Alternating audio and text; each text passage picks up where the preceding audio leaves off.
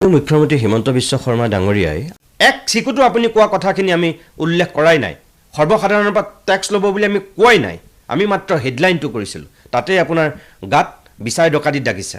সঁচা কথা ক'লে আপোনাৰ এনেও কিছুমান অসুবিধা হয় সেইকাৰণে চাগে আপুনি এনেকৈ আকৌ এবাৰ আমাক আক্ৰমণৰ লক্ষ্য কৰি লৈছে আপুনি যেতিয়া মিছা কথা কয় সেই মিছা কথাখিনি সদায় আমি উন্মোচন কৰিমেই আপোনাৰ ভালটো যেনেকৈ কওঁ আপোনাৰ বেয়াটোও আমি তেনেকৈ কওঁ অসমৰ মানুহক ইমান মূৰ্খ বুলি ভাবিছে আপুনি সবকে মূৰ্খ সজাব নোৱাৰে কিন্তু নমস্কাৰ অসমবাসী ৰাইজ আজিৰ ভিডিঅ'টোত আমি আলোচনা কৰিম নিতুমণি শইকীয়া ডাঙৰীয়া দেৱে হিমন্ত মামাক কি কৈছে আপোনালোকে শুনক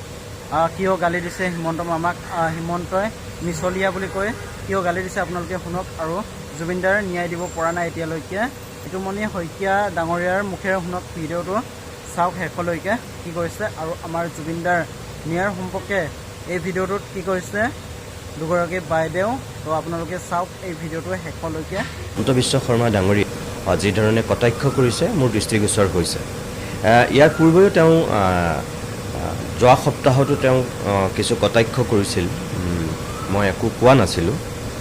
কিন্তু আজি এইকাৰণেই মই ক'বলৈ বাধ্য হ'লোঁ যে তেওঁ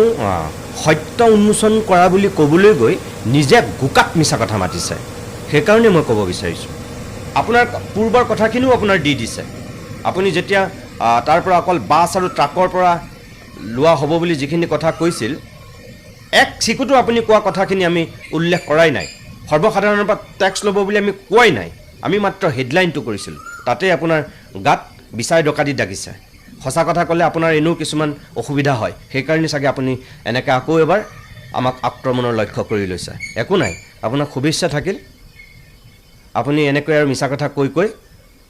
ফাঁকিদাজ হৈ পেলাই অসমত অন্যতম এজন শ্ৰেষ্ঠ ফাঁকি কথা কোৱা মুখ্যমন্ত্ৰী হিচাপে আপুনি অভিলেখ সৃষ্টি কৰি গৈ থাকক মুখ্যমন্ত্ৰী হৈছিলে নে কোনোবা মন্দিৰত গৈ পেলাই পূজা পাতল কৰি পেলাই মুখ্যমন্ত্ৰীৰ দায়িত্ব লৈছিলে তেওঁ ভাৰতবৰ্ষৰ সংবিধানক বিশ্বাস কৰে নে নকৰে এনেদৰে নিৰ্লজ্জৰ দৰে সংবিধানক অৱমাননা কৰি পেলাই সংবাদ মাধ্যমৰ আগত এনেকুৱা ধৰণৰ মুকলিকৈ তেওঁ কথা কোৱাৰ পিছতো অসমৰ বুদ্ধিজীৱী শ্ৰেণী কিয় নিমাতে আছে তেওঁ মুখ্যমন্ত্ৰীয়ে এই ধৰণৰ যে এটা নেতিবাচক কাম কাজ কৰি আছে অসমত যে এটা সাম্প্ৰদায়িক ৰাজনীতিৰ বাতাবৰণ সৃষ্টি কৰিব বিচাৰিছে তাৰ বিৰোধিতা কৰিবলৈ অসমৰ জনসাধাৰণৰ সৎসাহস নাই নেকি আজি অসমৰ যিসকল লোকে মুখ্যমন্ত্ৰীৰ এই ধৰণৰ এটা অশুভ ৰাজনৈতিক পৰম্পৰাক পৃষ্ঠপোষকতা কৰি আছে তেওঁলোকে কেনেধৰণে অসমখনক এটা বিপদজনক অগ্নিগিৰিৰ সন্মুখলৈ ঠেলি দিছে সেই কথা তেওঁলোকে উপলব্ধি কৰা উচিত হিমন্ত বিশ্ব শৰ্মাক মই ক্ষমতালোভী বুলি জানিছিলো কিন্তু এনেধৰণৰ তেওঁ সংবিধান বিৰোধী এগৰাকী মুখ্যমন্ত্ৰী যাৰ কোনো নিজৰ দেশৰ সংবিধানৰ প্ৰতি দায়বদ্ধতা নাই আৰু সংবিধানক তেওঁ ভৰিৰে পদদলিত কৰি পেলাই কেৱল ক্ষমতাৰ স্বাৰ্থত হিন্দু মুছলমানৰ ৰাজনীতি কৰিব আৰু আমি চাই থাকিম সেই কথা কোনো কাৰণতে হ'ব নোৱাৰে কাৰণ জুবিন দা আমাৰ মাজৰ পৰা হেৰাই যোৱা নাই জুবিন দা আমাৰ হৃদয়ত আছে এয়া সপোনতো দেখা নাছিলোঁ যে জুবিন দাক আমি হেৰুৱাই পেলাম কিন্তু আমিতো নিয়তিৰ ওচৰততো আমি হাৰ মানিবই লাগিব কিন্তু আমি জুবিন দাক বিদায় দিব নোৱাৰোঁ জুবিনদাৰ কাৰণে আমি জাষ্টিচ বিচাৰিব লাগে নেকি অসমৰ সম্ৰাট অসমৰ সত্তা অসমৰ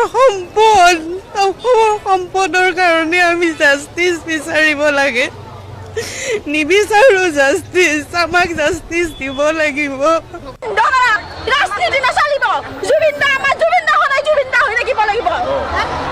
জয় জুবিন দা জয় জুবিন দা গতিকে এতিয়া নকওঁ যিদিনাখন ন্যায় নাপাওঁ কৈছে আৰু 1 মাহ 10 দিনলৈকে সময় লৈছে সময় ল'ব লগা কি প্ৰয়োজন হৈছে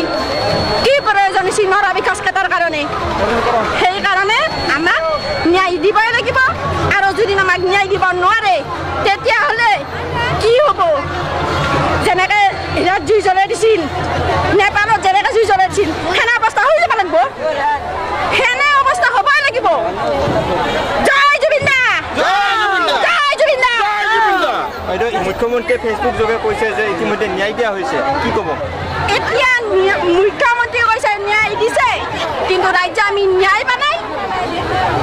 ন্যায় ক'ত পাইছোঁ আজি ক'ত উৰিকে থৈছে বাক্সা জিলাত সোমাই থৈ দিছে কি কাৰণ সোমাই থৈ দিব লগা হৈছে ওলাই দিয়ক হিমন্ত বিশ্ব শৰ্মা ছাৰে কিয় দিবা নোৱাৰে আজি এসপ্তাহ জুবিন দা এসপ্তাহ হোৱা নাই মৰি যাবক লগি কিয় গাছ কাটবা লগা হৈছিল দীঘলী বেখন পুখুৰীৰ গাছ কাটি কিয় কাটবা লগা হৈছিল কিয় লগা হৈছিল সেই প্ৰশ্নৰ উত্তৰ আজি দিবা লাগিব কিয় দিবাৰ সাহস নাই